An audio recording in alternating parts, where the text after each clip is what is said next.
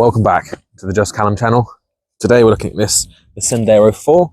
I'm going to put it up, look inside, the size, put it down, and hopefully you'll learn something about a bit of a bigger tent than we normally use. So let's get to it. Okay, these are the poles. This is the tent. So that's the length of the tent. Let's move a few things out of the way.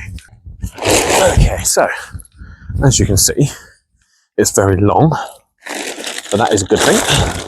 It is a 4-man tent with a kind of lounging area, so that's good. I'm pretty sure I will, end up getting my glamorous assistants to help me set up, because this is quite a big tent and it is a bit of a tricky thing to build, to set up on your own. First things first, 2 pegs in the back. Now, those 2 pegs are much like on all the other tents we do, just to stop it from falling over, like that. Lovely. Push this one down a little bit. Ooh. There we go. Get your poles out. There's 3 poles that go along this. The one with the red one in the middle. This pole is your back one. Now, as I said before, this is a 4-man tent, so you won't be taking this on wild camps. It's more likely that you'll be taking this on a few days camping on a site, or in someone's garden, or in your own garden if you want to try it out. So, red pole, red tag. Okay, so I'm going to slide that through there. Try and leave the same number of poles either side of the sleeve, then it kind of is pretty much in the middle. So that's the first pole. I shall now get the second 2 poles and slide them through. Okay, there's the 3 poles. Right, I'm going to get one side in, probably the front one, and then work my way back poles wise. So front side, I'm going to put in the end of the pole in this pin, and I'm going to lift it up and do the other side and move my way back. Okay, so now we've got my very helpful assistant. We're going to set these up. So this is a 2-man setup. You can do it with 1 man, but it is so much easier with 2. So what I'm going to be looking for when I lift this up is that I'm looking for these pins, and I'm going to bend the pole backwards into the pin there, so that hyperflex goes into the pin. There it is. If you want to bend your end backwards, can you bend it? That's it. If you push back, there we go. There's a few inches. And push the pole in, let go. Lovely. And lift that up, there you go. Right, then what you're going to do is 1 by 1, push these poles in. And I'm just going to do the same thing again with the back pole, like this. In the pin. There we go. Cool. Okay, so now you've done that, grab the edge, go to the corner, grab the poles, and pull it taut. Lovely. Just hold yours there, and then you just want to put your pin in again into the corners like that. Thank you. Cool. And there's your main setup. Now you can go around and fit all of these clips on all the way around the sides. If you want to do that side, I'll do this side. Okay, so that's now the main setup done. Obviously, as you can see, I've already got the inner lining set up inside the tent. Bit of advice: don't go in the tent with your shoes on. You'll get wet all over the inside of the tent. For me, it's not so much a problem because I plan to dry this tent out anyway, so that works. Cool. As you can see, I've already put all the clips in, except for apparently these side clips. And one there. Lovely. So all the clips are in, from the back corners to the front, and then all the around the sides and around the back as well. That's all done. You'll notice there's a red clip in the top middle, and that matches with the red loop, and that's kind of how you can gauge where your inner lining is meant to be and which way it goes around. Obviously, I haven't put all the tent pegs in today. There's no need. It holds itself up with 4. So let's go through a few things of this tent. Well, obviously you can see there's the roller door, big old roller door. You've got a giant bucket ground sheet, so any rain or anything like that doesn't run into the tent naturally. Double zipped either side, so you can entrance and exit either side. We've got airflow pockets for a bit of ventilation. We also have windows, a bit of sunlight in the mornings, if you fancy that. If you don't, then I don't blame you. This side, the same again, except it's zipped. So on the outside, if you come in, you can unzip, and it's not waterproof, but it is a mesh, so you won't get any bugs entering your tent over here. And you can just roll that up as well, nice and neatly, which I won't bother doing. Cool. Zip those down either side. You've obviously got guide ropes, which are luminous, so less likely to trip over them. Space. Well, I mean, as you can see, I'm 5'10", and I've got about 4 to 6 inches above my head. The standing up is brilliant. Laying down, I mean, this is mainly the lounge area, but you can see how much room there is in this whole area.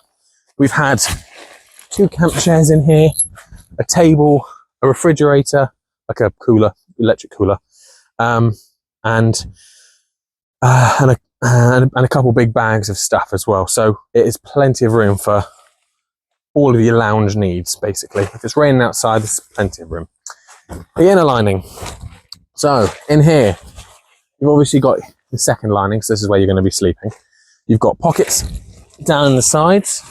You've got a hook in here for a lantern up in the top, which you also have up in the front of the on the front of the tent. Room wise, it's a 4-man, so as you can probably expect, you supposedly can sleep 4 people in here. Now although that is true, you could definitely sleep 4 people in here. I would probably advise only sleeping 3. When you're on a holiday in one of these sort of size tents, you don't want to be cooped up and tucked together.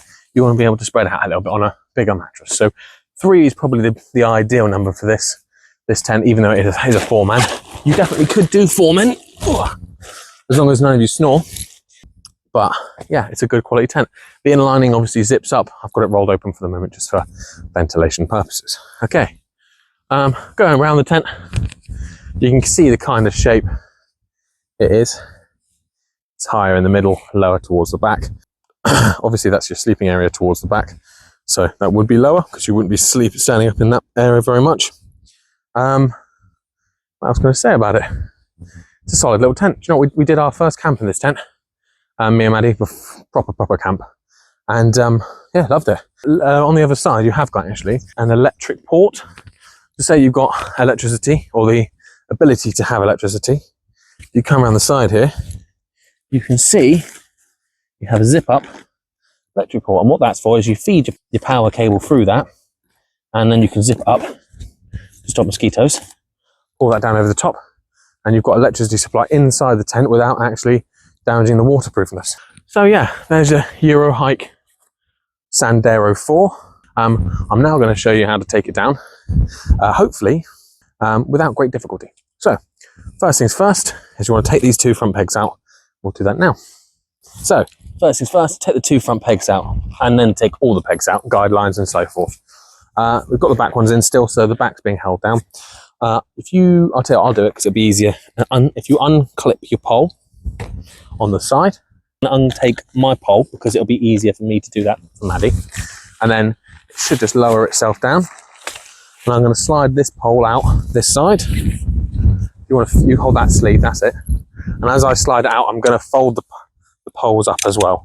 Okay, 1 pole out. And do the exact same again. Next pole, done. Lovely. Right, so that's all the poles out. I've still just got my 2 pegs in the back, and that's all that's holding it from blowing away. You will find, as it's a bigger tent, it will retain a lot of the air. So don't be afraid to try and smush that out a little bit. So next job is to fold this up. Now obviously you want this to be the same size as a roll as your pole so you can roll it up. So we're going to fold into the middle like that, and the same from the other side. Fold into the middle like that. There we go. Cool. Grab those 2 corner folds and fold in half. Fantastic. There's a lot of air in there, as you can tell, but that will change. It's not an issue. Okay.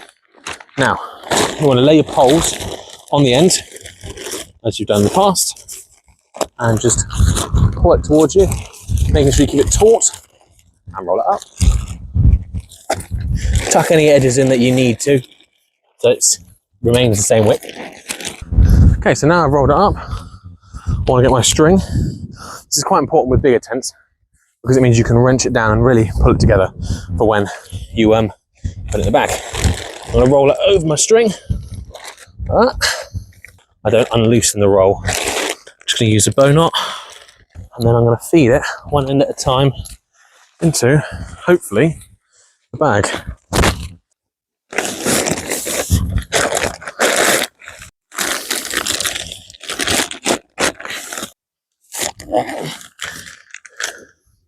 That is away with great difficulty. But that was the Eurohike Sandero 4. Hopefully it's been informative. Hopefully you've enjoyed it, my suffering trying to put that away. If you have, then that's brilliant. Please leave me a like, I'd really appreciate it. Please also consider subscribing as well, that'd be great. And if there's anything you want to know about the Sandero 4 or other tents of the like, then let me know. If you want me to do reviews on bigger tents, I can also do that, so let me know about that as well. Anyway, thank you for watching. Do subscribe, do leave a like, leave a comment, and I'll catch you on the next one.